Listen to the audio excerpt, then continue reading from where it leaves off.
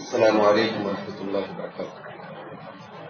الحمد للہ رب العالمین والصلاة والسلام علی سید الانبیاء والمرسلین وعلی آلہ وصحبہ اجمعین، اما بعد۔ محترم حضرات، کل کے درس میں حضرت آدم علیہ السلام کی سیرت بیان کی گئی۔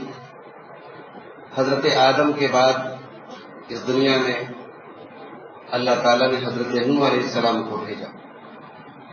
حضرت نوح علیہ السلام کو آدم ثانی کہا جاتا ہے، کیونکہ جس طریقے سے تمام انسان حضرت آدم کی اولاد ہیں، اسی طریقے سے حضرت نوح علیہ السلام کے بعد دنیا میں جو لوگ بھی زندہ بچے وہ انہی کی نسل میں سے۔ حضرت نوح علیہ السلام کے 3 بیٹے تھے، ایک کا نام سام تھا، ایک کا نام حام تھا اور ایک کا نام یافس تھا۔ چوتھا بیٹا ان کو مر گیا تھا۔ انہی 3 بیٹوں سے پوری دنیا کی نسل چلی، اس لیے حضرت نوح علیہ السلام کو آدم ثانی بھی کہا جاتا ہے۔ حضرت نوح علیہ السلام اور حضرت آدم علیہ السلام کے بیچ میں تقریباً 20 سینچریز کی گیپنگ ہے۔ حضرت آدم کے 20 صدیوں کے بعد یا 20 نسلوں کے بعد حضرت نوح علیہ السلام گزرے۔ حضرت نوح علیہ السلام کی قوم کے اندر شرک تھا، اور یہ شرک کیسے آیا؟ بخاری شریف کی روایت ہے کہ حضرت نوح علیہ السلام کی قوم کے اندر جب نیک لوگ مر گئے تو شیطان نے بہکایا اور کہا دیکھو اتنے نیک لوگ اللہ والے دنیا سے چلے گئے تو ان کی کوئی یادگار اپنے پاس نہیں رکھتے، تو ان نیک لوگوں کی پہلے تصویریں بنوائی، تصویریں بنا کے سجا دی گئیں، اور شیطان نے دماغ میں یہ ڈالا کہ یہ تصویریں جب تک رہیں گی تو ان نیک لوگوں کو یاد کرو گے تو تمہارے اندر بھی نیکی کا جذبہ پیدا ہوگا۔ پھر وہ جنریشن جب چلی گئی، اگلی جنریشن آئی تو شیطان نے ان کے اندر یہ بات ڈالی کہ اتنے نیک لوگوں کی تصویر ہے، اس کے اوپر کچھ پھول مالے چڑھاؤ، کچھ ان کی عبادت کرو، کچھ ان کو سفارشی بنا کے ان کا وسیلہ لگا کے اللہ سے دعا کرو۔ پھر نیکسٹ جنریشن جو آئی تو وہ ڈائریکٹ اسٹیچو بنا کے سجدہ کر رہے۔ قرآن کریم کے 29ویں پارے میں ایک سورت ہے سورہ نوح، اس میں اللہ تعالیٰ نے اس قوم کے بتوں کا نام لیا ہے، وَلَا تَذَرُنَّ وَدًّا وَلَا سُوَاعًا وَلَا يَغُوثَ وَيَعُوقَ وَنَسْرًا۔ ان کے جو بت تھے ان کا نام ود تھا، سوا تھا، یغوث، یعوق، نصر، یہ سب ان کے بتوں کے نام تھے۔ حضرت نوح علیہ السلام نے اپنی قوم کو تبلیغ کی، اب طرح طرح سے تبلیغ کی، دن میں سمجھایا، رات میں سمجھایا، محبت سے سمجھایا، ڈرا کر کے سمجھایا، اللہ کی نشانیوں کو بتا کر کے ڈرایا۔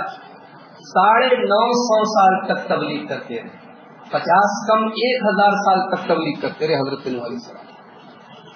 950 سال کی تبلیغ کے رزلٹ میں قرآن کہتا ہے وَمَا آمَنَ مَعَهُ إِلَّا قَلِيلٌ، حضرت نوح علیہ السلام کے اوپر مٹھی بھر لوگ ایمان لائے۔ علماء تفسیر نے لکھا ہے 80 یا 80 پر 5 لوگ ان کے اوپر ایمان لائے۔ اس سے ایک سبق یہ ملا کہ دعوت کا کام کرنے والا کام کرے، رزلٹ اللہ کے ہاتھ میں، رزلٹ اللہ کے ہاتھ میں۔ حضرت نوح علیہ السلام بہترین داعی ہیں، اللہ کے پیغمبر ہیں، اللہ کے نبی ہیں، مگر ان کے اوپر صرف 80 لوگ ایمان لائے۔ یہ ان کا فیلور نہیں ہے، وہ فیل نہیں ہے، فیل ان کی قوم ہے، فیل وہ لوگ ہیں جنہوں نے ان کی بات نہیں مانی۔ اور ایک اور سبق ملا کہ نبی کا کام بھی ہدایت نہیں دینا ہے، نبی کا کام گائیڈنس کرنا ہے، مارگ درشن کرنا ہے، راستہ دکھانا ہے، منزل تک پہنچانا اللہ کا کام ہے۔ یہی وجہ ہے کہ اللہ نے اپنے پیارے نبی صلی اللہ علیہ وسلم سے فرمایا انک لا تہدی من احببت ولکن اللہ یہدی من یشاء الی صراط مستقیم، اے میرے نبی آپ بھی جس کو چاہے ہدایت نہیں دے سکتے، ہدایت اللہ کی۔ حضرت نوح علیہ السلام جب سمجھا کے تھک گئے تو ایک ایسا موڑ آیا کہ ان کی قوم کے لوگوں نے کہا کہ یا نوح قد جادلتنا فاکثرت جدالنا فاتنا بما تعدنا، اے نوح تم بہت بحث کر چکے، بہت ڈیبیٹ کر چکے، بہت سمجھا چکے، اب تمہیں جو عذاب کی تم بات کرتے ہو وہ عذاب لے کے چلے آؤ ہمارے پاس۔ یعنی سوچیے کتنی بدبخت قوم کہ عذاب مانگ رہی ہے۔ حضرت نوح علیہ السلام چلاوی پیغمبر کو غصہ آیا، انہوں نے اللہ کی بارگاہ میں دعا کی، کہا کہ رب لا تذر علی الارض من الکافرین دیارا، اے اللہ ان کو ہلاک کر دے، ان کو مٹا دے، ان کی نسل کو دنیا میں باقی نہ رکھ، انک ان تذرہم یضلوا عبادک ولا یلدوا الا فاجرا کفارا، اے اللہ اگر تو نے ان کو چھوڑ دیا تو ان کی آنے والی نسل بھی فاجر پیدا ہوگی، کافر پیدا ہوگی، ان کی پوری نسل کو مٹا دے۔ اللہ تعالیٰ نے اپنے نبی سے کہا نوح علیہ السلام سے کہ ایک کشتی بناؤ۔ نوح علیہ السلام کشتی بنا رہے، کہتے بہت بڑی کشتی تھی، اس کشتی کو بنانے میں 40 سال لگے۔ کشتی جب بنا رہے تھے حضرت نوح علیہ السلام تو قوم کے لوگ جب گزرتے تھے تو مذاق اڑاتے تھے، کہتے لوگ جناب اب یہ صاحب بڑے ہی بن گئے، کارپینٹر بن گئے، اب ان کو کوئی اور کام نہیں، سوئے یہ کشتی بنا رہے، پانی وانی کہیں ہے نہیں، دریا ہے نہیں، ندی ہے نہیں، یہ کشتی بنا رہے، لوگ مذاق اڑانے لگے۔ حضرت نوح علیہ السلام خاموشی کے ساتھ اپنا کام کرتے، جب کشتی تیار ہو گئی اللہ نے کہا کہ اے نوح اس کشتی پر جو لوگ تمہارے ساتھ ایمان لائے ان کو اور اپنی فیملی کو، اپنے پریوار کو سوار کرو۔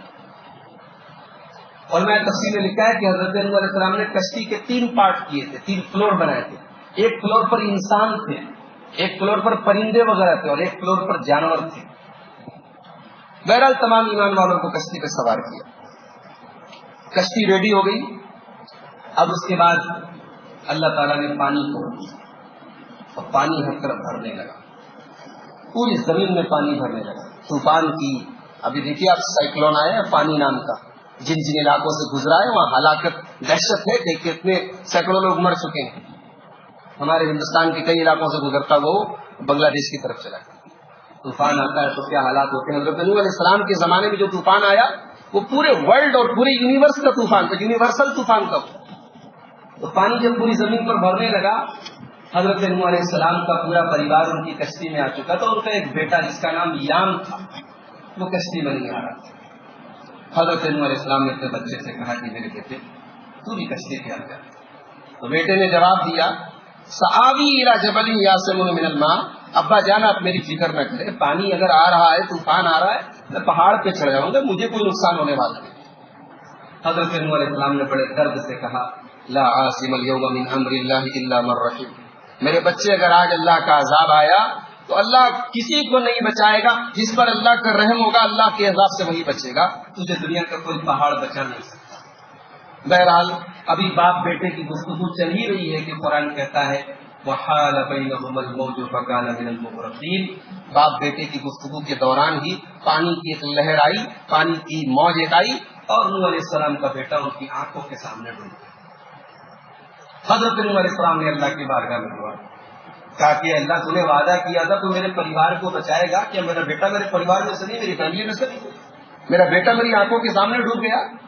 تو اللہ تعالیٰ نے جواب دیا کہ یا نوح انہ لیس من اہلک انہ عمل غیر صالح، تیرا بیٹا تیرے پریوار میں سے ہے مگر اس کا عمل ٹھیک نہیں، اس کے پاس ایمان نہیں ہے، اس لیے تیرے پریوار میں سے ہو کر کے بھی تیرے پریوار میں سے نہیں، تیری فیملی میں سے نہیں۔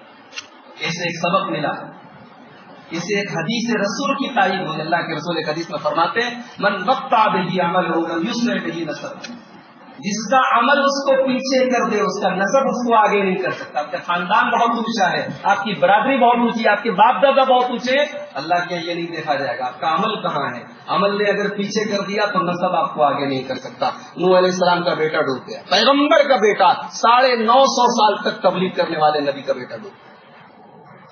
طوفان آیا، پوری زمین پانی سے بھر گئی، یہ سارے نافرمان ڈوب گئے۔ اس کے بعد اللہ نے حکم دیا کہ اے آسمان تو پانی برسانا بند کر، اے زمین تو اپنے سارے پانی کو نگل جا، اور اے بارش تو رک جا۔ پانی بند ہو گیا، زمین سوکھ گئی اور حضرت نوح علیہ السلام کی کشتی جودی پہاڑ پہ جا کے رکی۔ اس کے بعد حضرت نوح علیہ السلام کے واقعے کی اتنی ہی ڈیٹیل قرآن کریم میں بتائے گی۔ ایک اور چیز قرآن میں بتائے گی کہ نوح علیہ السلام کی بیوی بھی ان کے اوپر ایمان نہیں لائی، نوح علیہ السلام کی بیوی ان کے اوپر ایمان نہیں لائی۔ جس طریقے سے حضرت لوط علیہ السلام کی بیوی ان کے اوپر ایمان نہیں لائی، اسی طریقے سے نوح علیہ السلام کی بیوی ان کے اوپر ایمان نہیں لائی، اور یہ دونوں چاہ کر کے بھی اپنی بیوی کو اللہ کے عذاب سے قیامت کے دن نہیں بچا پائے۔ حضرت نوح علیہ السلام کی سیرت کے تعلق سے یہ چند اہم باتیں تھیں. اللہ تعالیٰ سے دعا ہے اللہ تعالیٰ اپنے ان نبیوں کے نقش قدم پر ہم سب کو چلنے کی توفیق نصیب فرمائے. اللہ تعالیٰ ہمیں اپنی معصیت اور نافرمانی کے کاموں سے بچنے کی توفیق دے. اللہ تعالیٰ ہمیں اپنے ساتھ ساتھ اپنے پریوار اور اپنے گھر والوں کی بھی فکر کرنے کی اور انہیں بھی جہنم کی آگ سے بچانے کی توفیق عطا فرمائے. آمین. وآخر دعوانا ان الحمد للہ رب العالمین.